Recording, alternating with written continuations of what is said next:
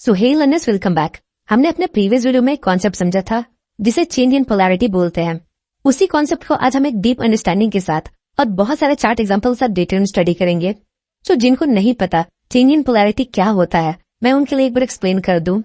Simply जब एक resistance break होता है और उस ब्रेकआउट के बाद जब मार्केट सेम रेजिस्टेंस लेवल पर सपोर्ट लेकर ऊपर जाता है तो इसे हम चेंज इन पोलैरिटी बोलते हैं। मतलब पहले ये लेवल रेजिस्टेंस का काम कर रहा था, अब वही सेम लेवल सपोर्ट का काम कर रहा है और सिंपली इसे ही हम चेंज इन पोलैरिटी बोलते हैं। सेम ब्रेकडाउन के समय जब मार्केट किसी सपोर्ट लेवल को ब्रेक करता है फिर मार्केट वापस उसी लेवल से रेजिस्टेंस फेस करके नीचे आता है तो इसे भी हम चेंज इन पोलैरिटी बोलते हैं। पहले ये लेवल सपोर्ट का काम कर रहा था, अब वही सेम लेवल रेजिस्टेंस का काम कर रहा है। नाउ सपोज यहाँ एक डाउन ट्रेंड है, देन मार्केट यहाँ एक डबल बॉटम बनाता है। डबल बॉटम बनने के बाद यहाँ से एग्रेसिव ट्रेड और बाय करना शुरू करते हैं किसी कैंडलस्टिक के बेस पर या सपोर्ट के बेस पर। फिर मार्केट इस लेवल को ब्रेक करता है तो हम यहाँ ब्रेकआउट पर भी ट्रेड ले सकते हैं बिकॉज ये एक डब्ल्यू पैटर्न है। नाउ अब अगर मार्केट वापस इस लेवल पर आता है और यहाँ एक बुलिश कैंडल बनता है, यूजुअली वो कैंडल एक ग्रीन कैंडल या हैमर हो सकता है, तो इसे हम चेंज इन पोलैरिटी बोलेंगे। अब देखिए पहले market lower low and lower high form कर रहा था, बट अब देखिए यहाँ market higher high and higher low form करता है। मतलब अब ये ट्रेंड चेंज हो गया है। तो ऊपर जाने के बाद मार्केट सेम लेवल जिसे उसने ब्रेक किया उसे सपोर्ट बना देता है जहां से डिमांड आ रहा है और हम यहाँ बाय करेंगे। और यहाँ हमारा रिस्क क्या होगा? यहाँ हमारा रिस्क बहुत छोटा होगा, बस एक कैंडल का, और ऊपर टारगेट एटलीस्ट 1:3 का होगा। तो ये था normal CIP, change in polarity. Now अब समझते हैं ये जो सपोर्ट एंड रेजिस्टेंस है वो सपोर्ट और रेजिस्टेंस क्यों है। ये सपोर्ट है और ये रेजिस्टेंस है। तो सपोर्ट और रेजिस्टेंस पर तीन तरह के लोग होते हैं। पहला बायर, दूसरा seller and third people who are sitting on fence. मतलब वो बस देख रहे हैं कि यहाँ क्या हो रहा है, फिर फ्यूचर में वो कुछ करेंगे। अब यहाँ सपोर्ट पर किसी ने बाय किया, किसी ने सेल किया और कुछ लोग सिर्फ देख रहे हैं। तो अब जिसका फोर्स ज्यादा होगा मार्केट उस दिशा में जाएगा। सो यहाँ बायर्स ज्यादा एग्रेसिव थे इसलिए मार्केट ऊपर गया। अब यहाँ कुछ लोग आएंगे और बोलेंगे अब यहाँ शॉर्ट करते हैं। तो यहाँ जिसने खरीदा वो भी प्रॉफिट में है, वो भी शॉर्ट करेगा और कुछ लोग फेंस में है। नाउ अब जब मार्केट वापस यहाँ आएगा तो क्या होगा? सपोज आपने यहाँ खरीद कर प्रॉफिट किया था और अब मार्केट यहाँ वापस आया है, तो अब आप क्या करोगे? क्या आप खरीदोगे? तो आंसर है yes, buyers will buy again. और वो लोग जिन्होंने पहले नहीं खरीदा, जो बस देख रहे थे, वो क्या करेंगे? वो भी खरीदेंगे क्योंकि उन्होंने पहला चांस मिस कर दिया। अब दोबारा मार्केट उसी लेवल पर है तो वो भी खरीदेंगे। और जिन लोगों ने यहाँ शॉर्ट किया होगा अब वो ब्रेक इवन पर आ गए होंगे, वो भी यहाँ बाय करेंगे।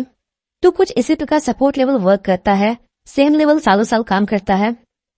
नाउ अब ये ऊपर जाने लगा और रेजिस्टेंस को अप्रोच करता है। तो जिन्होंने पहले यहाँ शॉर्ट किया होगा वो वापस यहाँ शॉर्ट करेंगे, जो यहाँ फेंस पर बैठे थे वो भी शॉर्ट करेंगे और जिनको खरीदना है वो यहाँ खरीदेंगे। तो ये तीन तरह के लोग यहाँ है। अब जिनका फोर्स ज्यादा होगा मार्केट उसी तरफ मूव करेगा।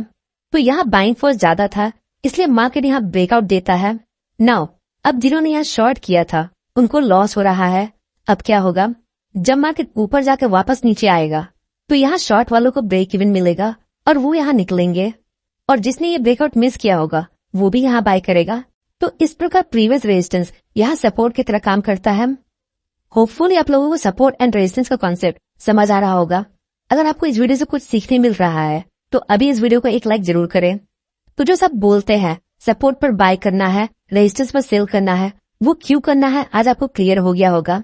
अगर आप किसी भी चीज को लॉजिकली समझोगे तो आपको चीजें ज्यादा समझ आएगी और आपका कॉन्फिडेंस लेवल भी बूस्ट होगा। आइए एक बार CIP को समराइज करते हैं। चेंज इन पोलैरिटी का मतलब क्या होता है?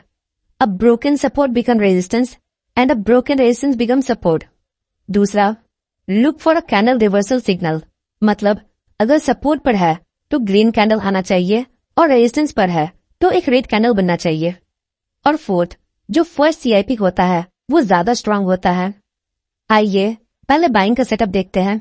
जब प्रीवियस रेजिस्टेंस ब्रेकआउट के बाद सपोर्ट बनता है तो यहाँ हमें एक ग्रीन कैंडल चाहिए।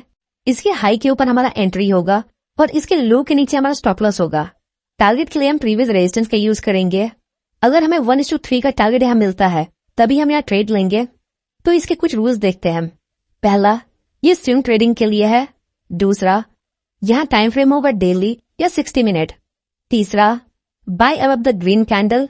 Fourth, stop loss below the green candle.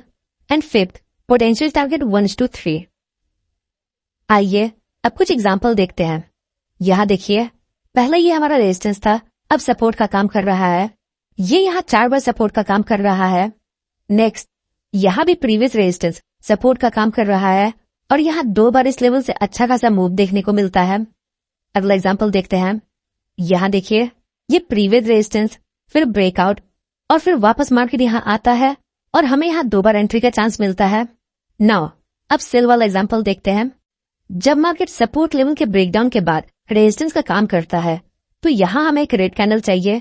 Entry हम इसके लो के नीचे लेंगे, स्टॉप लॉस इसके हाई के ऊपर होगा और यहाँ हमारा potential target previous swing low होगा जो 1:2 या 1:3 हो सकता है। एग्जाम्पल देखते हैं। यहाँ देखिए, प्रीवियस सपोर्ट जो बाद में रेजिस्टेंस का काम करता है, एक रेड कैंडल के बेस पर हम यहाँ शॉर्ट कर सकते हैं। नाउ अब पहले एरो को देखते हैं। अगर हमने यहाँ शॉर्ट किया होता तो 5 से 6 दिन में हमें 10% का रिटर्न मिलता। नेक्स्ट एरो पर भी वही चीज हो रहा है। अब माइंड में एक बात याद रखिएगा, ये एक शॉर्ट ट्रेड है जो हम सिर्फ फ्यूचर में कर सकते हैं, ये हम कैश पे नहीं कर सकते। अगला एग्जांपल देखते हैं। ये हमारा सपोर्ट जो आगे जाकर रेजिस्टेंस का काम करता है। पहले वाले एरो से मार्केट थोड़ा नीचे गया, यहाँ हमें 3 दिन में 5% मिला और दूसरे एरो से हमें एक अच्छा खासा मूव देखने को मिलता है, लगभग 10% से ज्यादा। नेक्स्ट, यहाँ देखिए, सेम चार्ट पे हमें दूसरा CIP मिलता है, सपोर्ट बिकम रेजिस्टेंस, और यहाँ भी हमें शॉर्ट के सिग्नल मिल रहे हैं। अब अगले चार्ट में एक एडवांस चीज को समझते हैं। यहाँ देखिए, यहाँ पहले एरो में ब्रेकआउट देने के जस्ट 1 से 3 कैंडल के बाद हमें CIP देखने को मिलता है। ये एक हाई क्वालिटी CIP है, तो इसे हम अच्छे से यूटिलाइज कर सकते हैं। और जो दूसरा एरो है वो बहुत दिनों के बाद CIB में आता है, मतलब ये एक रेगुलर CIP है। अब थोड़ा हाई क्वालिटी CIB को समझते हैं। सपोज ये एक रेजिस्टेंस है और ब्रेकआउट के जस्ट 4 से 5 कैंडल के बाद मार्केट वापस इस लेवल पर आता है और यहाँ एक ग्रीन कैंडल बनाता है, तो ये एक हाई क्वालिटी CIP है।